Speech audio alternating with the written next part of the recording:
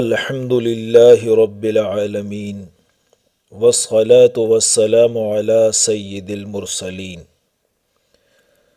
قرآن حکیم کلاس میں آج ہم سورۃ المائدہ کی صرف ایک آیت نمبر 4 کو انشاءاللہ سمجھیں گے۔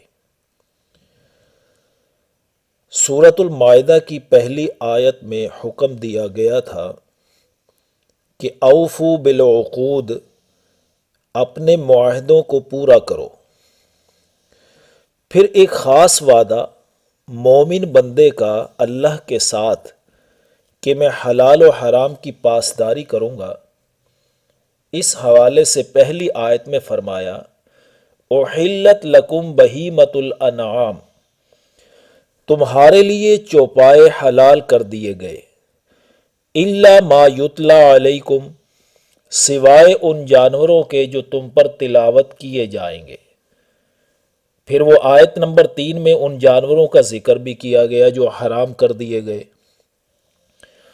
آیت نمبر 3 میں حرام کی گئی 11 اشیاء میں سے 5 کا تعلق میتہ یعنی مردار سے ہے۔ خود میتہ کو شامل کریں تو 6 بن جاتی ہیں۔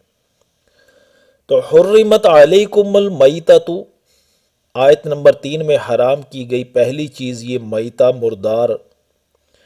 پھر آیت کے کچھ حصے کو چھوڑ کر میتہ یعنی مردار کی 5 قسمیں بیان کی گئیں، یعنی والمنخنقۃ والموقوذۃ والمتردیۃ والنطیحۃ وما اکل السبع، یعنی گلا گھٹنے سے، چوٹ لگنے سے، اونچی جگہ سے گرنے سے، کسی جانور کے سینگ مارنے سے اور کسی درندے کے کھانے سے، یعنی کسی بھی صورت میں مر گیا ہو تو یہ مردار کے حکم میں ہوگا۔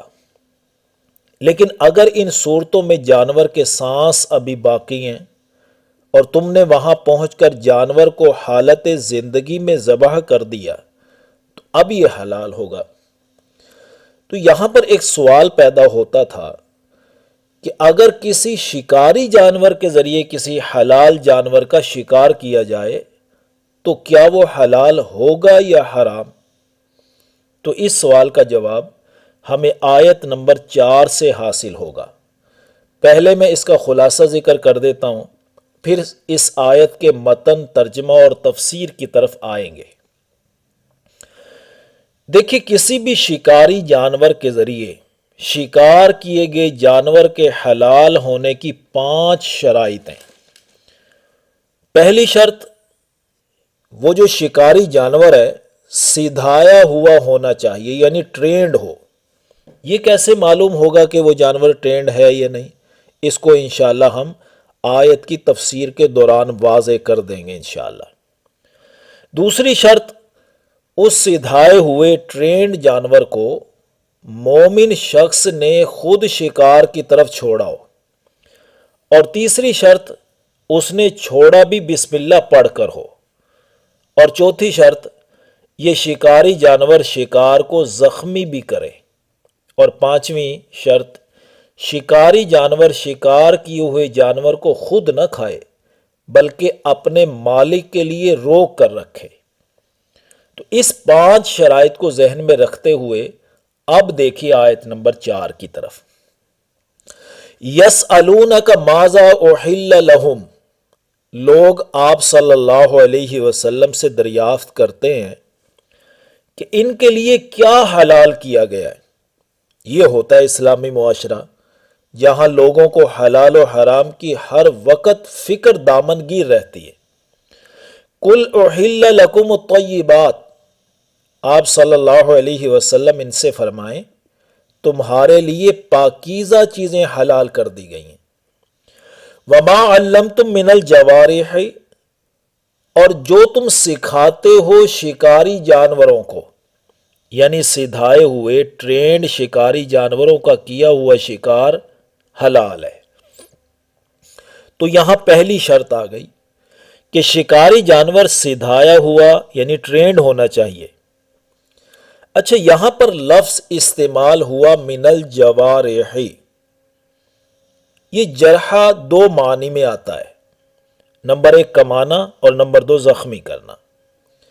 ہاتھ پاؤں چونکہ کمائی کرتے ہیں اس لیے ان کو بھی اعضائے جوارح کہا جاتا ہے۔ شکاری جانور بھی اپنے مالکوں کے لیے شکار کرتے ہیں اور ان کے لیے غذا کماتے ہیں۔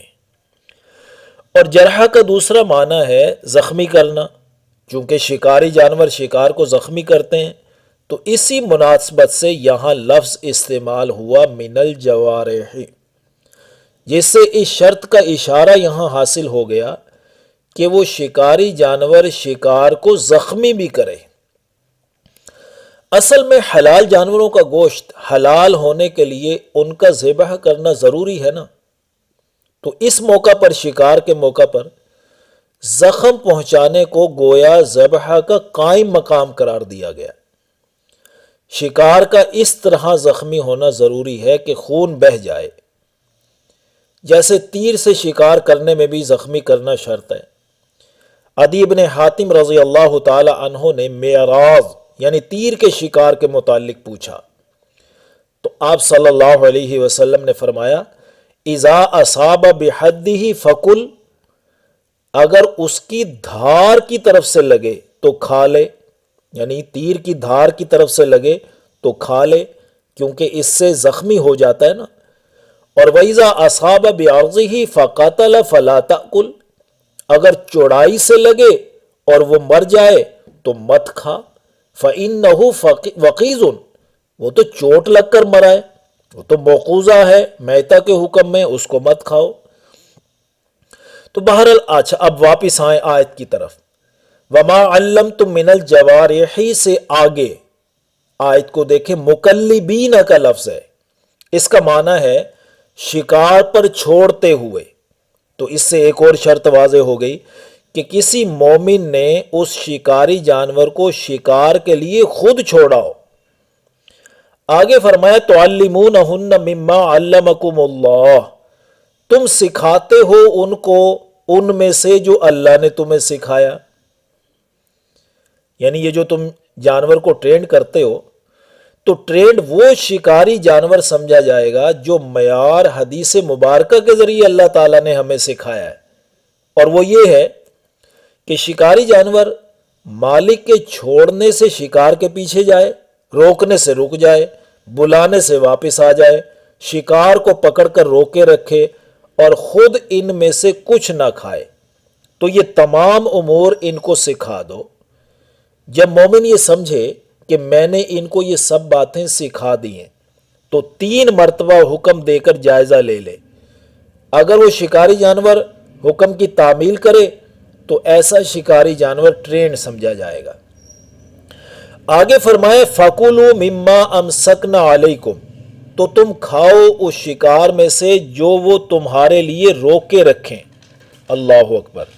تو یہاں ایک اور شرط آ گئی کہ وہ شکاری جانور شکار کر کے خود نہ کھائیں بلکہ مالک کے لیے روک کر رکھیں یا مالک کے پاس لے آئیں۔